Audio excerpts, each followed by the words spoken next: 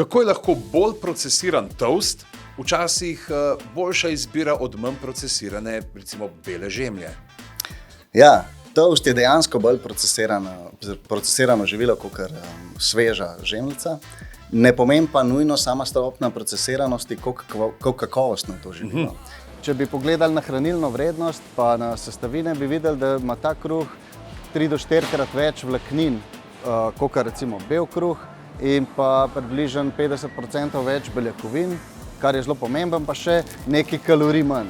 Tako da iz tega prehranskega vidika je dejansko polnozrnat toast boljša izbira.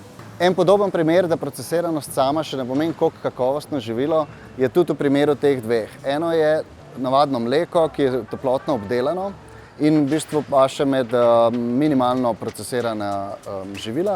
Drugi izdelek je pa rastlinski nadomestek mleka, ki je v bistvu ultraprocesirano živilo, ampak v tem primeru je to živilo, ki ima enako hranilno vrednost kot mleko, se pravi ima enako količino beljakovin in kalcija, kar je zelo pomemben. In je v tem primeru enako kakovostno, čeprav je ta bolj procesiran kot ta. Še en primer tazga ultraprocesiranega živila je en tak beljakovinski napitek. To je napitek na osnovi mleka, ki so mu dodane mlečne beljakovine z namenom, da se poveča hranilna vrednost, da ima visoko vsebnost beljakovin. To je pa dobro v primeru za ljudi, ki imajo povečane potrebe.